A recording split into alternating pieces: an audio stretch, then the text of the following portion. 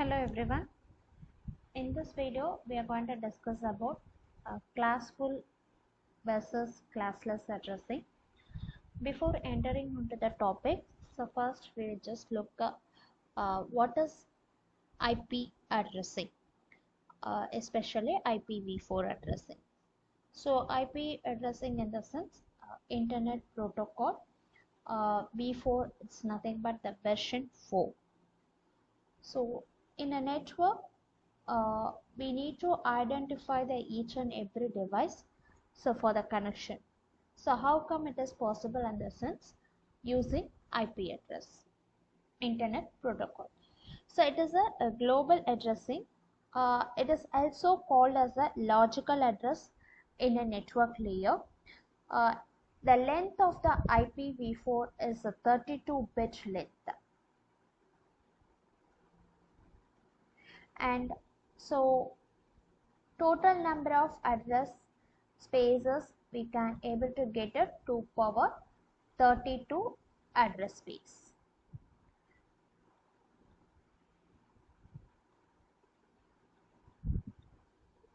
So the IP address or it's a unique as well as it's a universal. There is no two hosts or PCs contain the same IP address. So it is always unique as well as the universal. This is the introduction about that IP. So the version 4 only nowadays we are just using. So based on the demand, the version 6 will come. Normally the three kinds of notations of the IP address. So majorly the two notation we will use. The notations of IP addresses binary, and another one is the dotted decimal.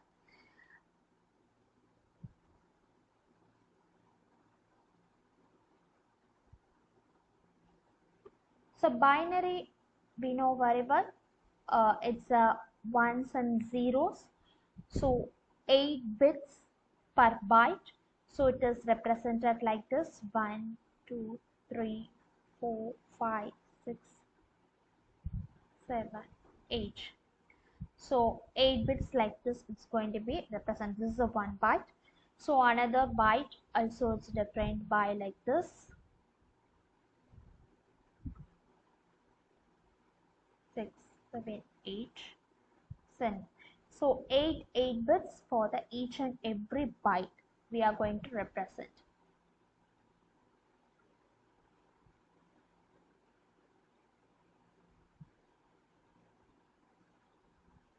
Like this. So this is 8 bit. So it is called as a oct. Okay, 1 byte. So how we came to know or the corresponding the dotted decimal means? So we have to represent it's in a 8421 format. So you know very well 8421 format. So it's represented by the 1, and then this position is 2, and this is for 4 and 8, 16, 32 and 64 and 128. This is a 8421 format. So for your easy understand highlighting like this: 188, 184, and then 128, 64, 32 and 16, 8, 4, 2, 1. The multiples of 2. Okay, so like that we have to represent the corresponding the value. So all the bits are ones means obviously it is represented as a 255. Okay, so the values are range from the 0 to 255.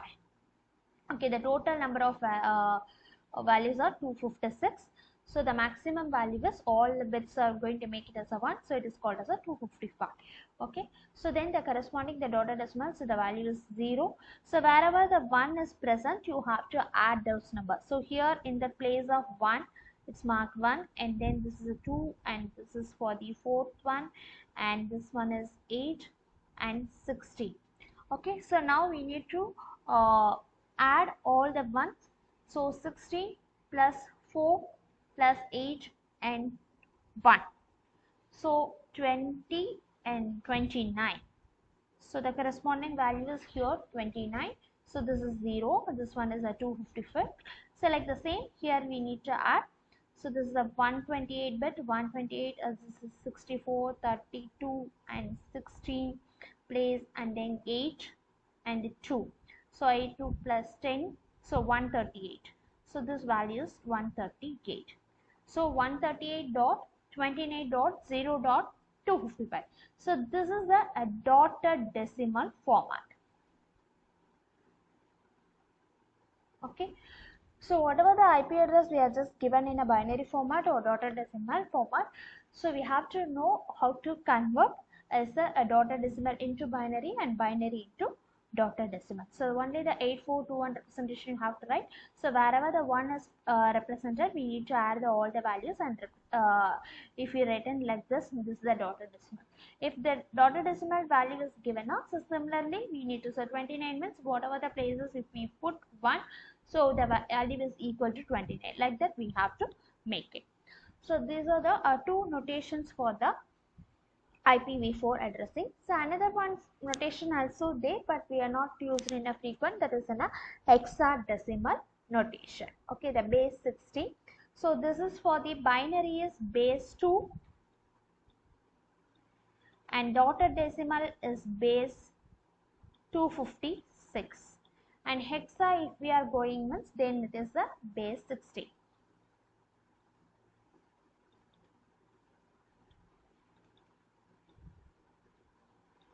But most frequently we will use for the binary as well as the dotted decimal format notation. Okay, so now each and every IP address having the two different parts. So one is we called as a prefix and another one just called as a suffix. So all other ways, this one is representing about the network address, and suffix is always representing about your host address. Okay, so or otherwise we can call as a network ID or host ID.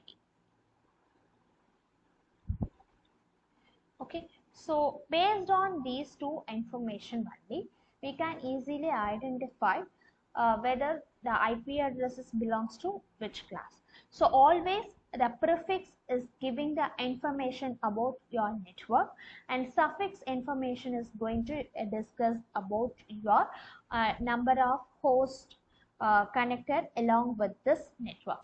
So simply if we want to say, if any network is like this, it's connected so two PCs, and then so this is one topology, means this is the entire network. Okay, so prefix is going to define about your network,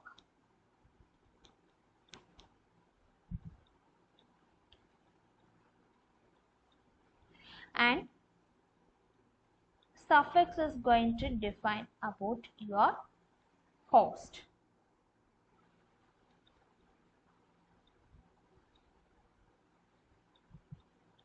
So this is the difference between the network ID and then host ID. So all the IP address having this information. Okay, then now we are just moving for the classful and then classless addressing. So first we just discussed what is a classful addressing. Okay, the classful addressing is generally having the 5 types: class A, class B, class C and D.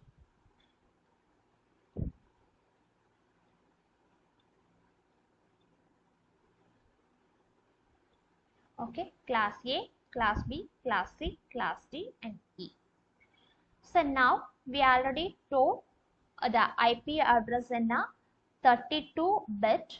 So it just consider this is a 32. So I'm just dividing as a 4 parts, right? So this one is 8-bit and another 8-bit, another 8-bit and last 8-bit.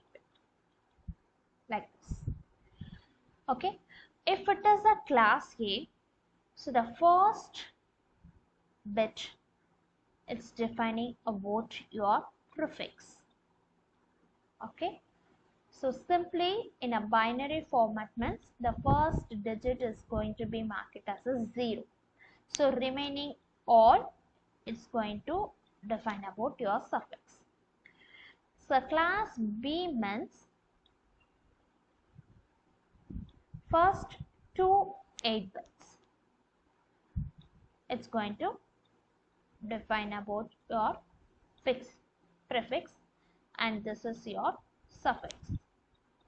So simply in a binary format we can able to represent as a 1 zeros. So whatever the IP address starting from 10, it is a class B. So then class C, first 3 8 bits up to this. So this is your prefix information and this one is suffix. So IP address start from 110. So class D means, so here there is no prefix and suffix information, it's not applicable.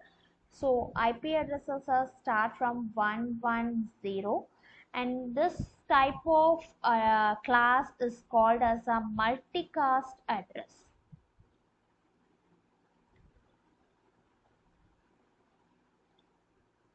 And last type, the class E. So this is one as a reserved one. This IP address start with 4 ones. Okay, so the classful addressing in the sense of frequently we are going to use about the class A, class B, and then class C. So in a dotted decimal format, so how we can able to identify the class A means the first byte, the 4 bytes is there, right? For example, the 192.168.10.2. So this is our first byte. Okay, so from the first byte we can able to identify. So the class A means that starting from 0 to 127. So what are all the IP address starting from 0 to 127? So we can conclude this is the first A, class A. So then 128 to 191. So then class C is 192 to 223.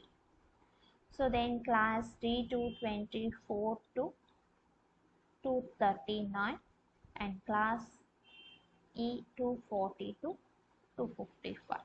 So after this only the frequently we are going to use it. So these and all is not in us. So now, so this example, so now we can tell easily, so what kind of class is this? So the first byte start from the 192. So this is belongs to class C. Okay. So now class A is defining about the first bit only. So remaining the 7 bits are network identifiers. Okay. So like the same class B and class C also there. So now what is the limitation of this type of addressing in the sense? So for the class A we are just given for the large type of organizations usually. So we can able to connect the n number of devices. So this is especially designed for the large type of organization. And class B usually this also quite long. So we can say it is a mid organization. And then class C is especially for the small type of organizations. Okay, so now where the problem will come means, so any one organization is coming and then for the internet service provider, so that simply giving the class A type means, so all the number of host addresses not utilized properly by that organization. So very few may be the work and they may used and remaining things are unused one. So it is a fixed classes, so obviously it is blocked. So even though they are using or not using, so that is assigned for the class A is assigned for the particular organization. So number of addresses is going to be remain unused. So we'll come to the next one, the mid organization, the same thing. The class B also not properly utilized all the IP addresses. Still, the few more IP addresses or host addresses may be the unused state. So if we are allocating the class T type, means it's a very small number of hosts alone, or otherwise number of devices alone we can able to connect. So in that particular type, insufficiency of the spaces will come. So either not properly used, the unused space will be come higher, and another case it's insufficient addresses. So this problem is called as the address duplication. So how to overcome this address duplication? So they are trying to solve the address duplication as in a two different way. One is a subnetting and then supernetting concept. The subnetting concept is a class A and class B. It's a whatever the blocks having the unused, or otherwise the several subnets are in the spaces are going to divided as a several subnets. So each and every subnet having some large number of prefix compared with that original. Okay, so even though we are just trying to solve like this, we are facing some problem. So most of the organizations were not happy to do this, because we are just sharing their informations, we are sharing their resources to the other organization, and we are just dividing that addresses and then making as a subgroup and then given to the other organization. So obviously some problem will come. So most of the organizations are not happy to do with this. And another one problem, so the insufficient memory space we told, right? So in a group C, that is a class C. So in that case, so we can able to combine into the large blocks into the organization. So wherever the free space is there, we are just collected together and make it as a one single large space, and then we can able to given to the other organization. So this concept is nothing but the supernetting. So this network also having some problem, this kind of solution. So routing of packets is very difficult under this supernetting. So these are all the two problems arising, even though we are just giving us try to give a solution for that address duplication. So to overcome this address duplication format, so we are just moving for that classless addressing. Okay, so here, so there is no fixed classes. Okay, so after this like this, so this is a class A, class B, class C, like that. There is a no fixed format, so that whatever the organization is giving their requirement, based on that the addresses are given to them. So this type of addressing is called as a classless addressing. So classless addressing also called as a slash notation. So why we are just called as a slash notation means the IP address format is going to specify like this. So we know the dotted decimal how it will look like. The first byte, this one is first byte, and then we are just giving dot, a second byte, then again dot, third byte, then dot, then fourth byte. This is a normal dotted decimal IP address. So here we have the one more information we need to give, slash n, the small n. So what is the small n means? It's called as a prefix length.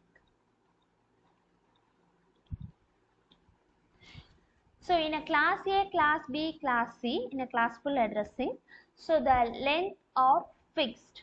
So from this to this, like that, it's given, right? So here there is no condition like that. So additional information we need to give the slash n. So the prefix length. So it is called as a slash notation. So it is informally we are just calling as a slash notation. So formally it is called as the CIDR representation. That is classless inter-domain routing. Classless inter-domain routing. CIDR. So this representation mentioned like this. For example, how the IP address will be there now, like this: 192.168.10.0/27. So here the 27 is nothing but you are slashing. Okay, so this is a classless addressing format. So the total number of address, how we can able to identify for this particular block and the sense. So always the total number of addresses are represented by capital N.